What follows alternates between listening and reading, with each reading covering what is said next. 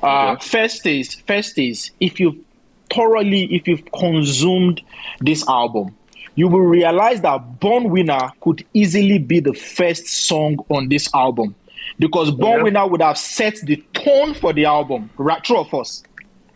Brother, I can't say true to that because it's no. Wait. Now I'm going to ask you. Typically, if Burna want to start an album before now, the intro will give you. Will be more introspective. It's slower. It's yes, exactly. Yeah, like an eyes into the album. And the last song on this album kind of started with "Do not show signs of weakness. Don't allow anybody tell you are a failure." That would have been a typical way to start the album, but it went upside down. He gave you what was supposed to be first, and he put it at last. That's not true. Wait now, chill, man. I'm trying to say something. Okay. Go ahead. If you've ever been to a therapy session, tell me if you've ever spent time with a therapist or a psychologist in a room and you are going through your emotions, you're going through your feelings. That explains the whole sequencing thing everybody has been screaming about. This album was never supposed to be in order. It was supposed to be everywhere, because that is how therapy works. You go into that room, you are not in control of your emotion, you are saying this here, you are saying that, you are going up, you are going down. That's how therapy works. And if you guys pay attention again, pay attention to the album cover, pay attention to the rollout, you will realize that you've asked this question numerous times. What's the theme? The theme is simple. The theme of this album is simple. It is therapy. And if you go into a therapy session, nobody goes into a therapy session having their thoughts in order.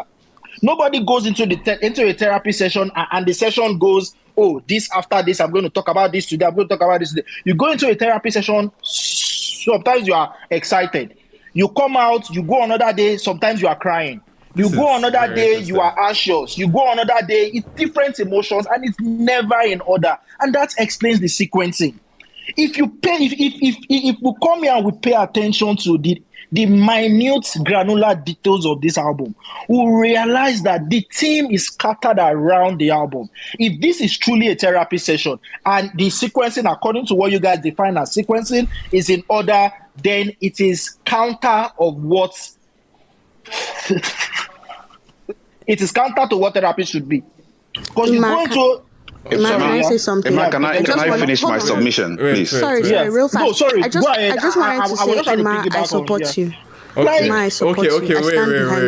Hold up. Like I see everybody come here and talk about sequencing. Okay. The sequencing follows the theme of the album. The theme of the album is therapy, right? You go into therapy session, you're excited today, you are crying tomorrow, you are moodiness tomorrow, you are due, and everything comes together to be the body of work. Nobody is going to arrange your feelings according to order in a proper therapy session. Okay. You guys get it. You might have to help me here with the therapy theme and connect that to some of the songs here, because exactly. And that's what I was trying to do. Exactly, that's what I was trying to do from the beginning. This guy came into a therapy session with pent-up anger. That has explained everything to you. He came into a therapy section with pent-up anger. His first two songs were somebody that was mad, someone that was angry. Then as the album was going, you could see that, okay, after the first two sessions of his therapy, he went in and it was cool for a bit. Then he was happy. Then he was reflective. And I can tell you a song as it went, from him being angry from the first two songs to him being a little bit sober after the first two sessions, to going to songs like Empty Seat, where it was reflected, to the end of the album where he was now thankful and appreciative of the prayers that has been prayed for him, and how he has is now taking in that, oh, all these things have happened, but I'm grateful with us, and I'm grateful for where I am. And that is why, if you see, the entire album was upside down in a way.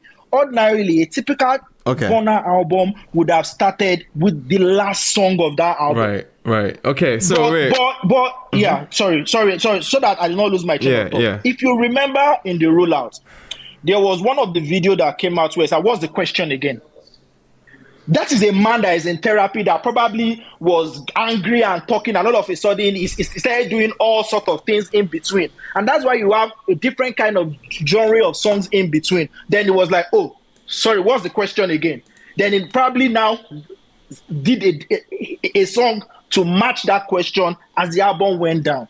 Like, there are a lot of details in this album that we are missing. And because we are just here to come and pile on Burna, of course, it's Burna, we just want to talk, or people just want to talk, they don't understand the concept of storytelling. If you understand the concept of storytelling, you will realize that the entire story is within the album. Yeah, sorry, Pride. I apologize, Pride, real quick. I just want to engage. I'm sorry, can someone explain? Wait, Blip, sorry. No, please, but this is not the time. You definitely have your time, my bro, please. The person is this person explaining like the therapy when I want, because I don't understand in the overall. Okay, yeah, so I'm about to even ask him further as well, because if there was any album, okay, scratch that. Let me not even come from that angle. A big part of therapy is accountability. It's usually self-reflective, right? And of course, it's always about to assess which part you played in it versus like how you coming out of it.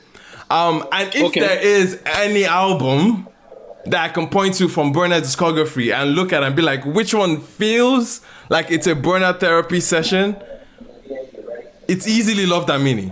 Easily. No, it's not what you feel. And that is wait. And I'm Love That Meaning was a celebratory album, bro. What was I told them? Okay, so okay. I'll tell you. Listen. Wait. Sorry, Imar.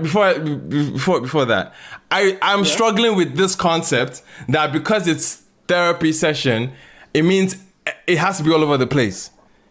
Ima, have you been to a therapy session? I have, unfortunately.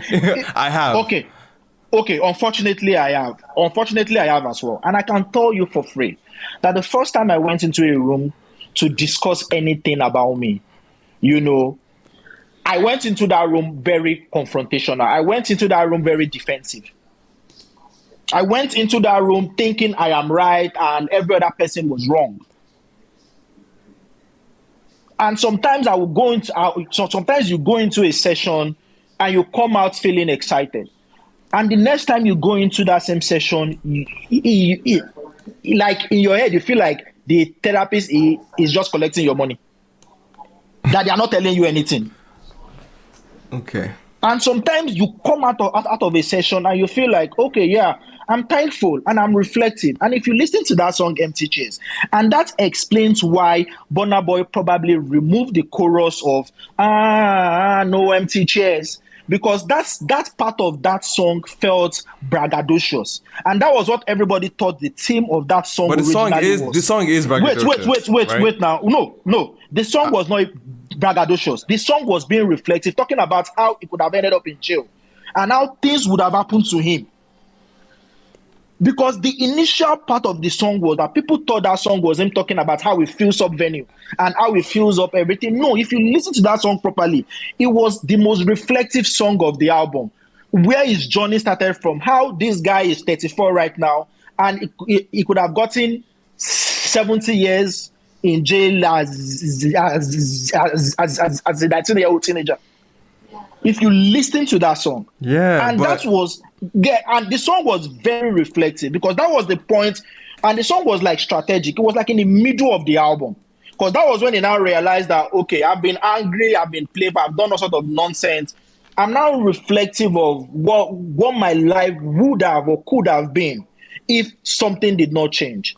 And there was an interview he granted some weeks ago where he talked about how it was at the age of 19 that everything changed. Because his last birthday, he talked about how everybody was celebrating, but he was thinking about, I was just 19 some days ago, and now I am in my 30s. Right. And his life could have been a whole lot different if that judge has given him 70 years as a 19-year-old. We wouldn't have had a Burna. And that was him being in his therapy session, reflective and making a song like Empty Chairs and changing a lot of things to suit the album. Because if he had gone and be like, no empty chairs, it would have been a playful song, a braggadocious song. But rather, he made the song, and if you listen to the part of Jagger, you will realize that he was talking about just being by himself and staying alone. Like, we need to listen to this album. So it's more reflective. Okay, so it's more. Exactly. This is more reflective than How Bad Could It Be, or Love That Mini, when he's saying how he's not checking up. You see what you are doing. You see what you are doing. This is why I see you pass. No. Listen. Don't do that, Emma. Pay attention to what the story is telling with this album, and stop saying, is this more reflective? Because I don't think. No. What we're arguing here. What we're arguing here is the direction of the album, bro. Emma, I don't think your assessment is quite the case here. No. I don't see it.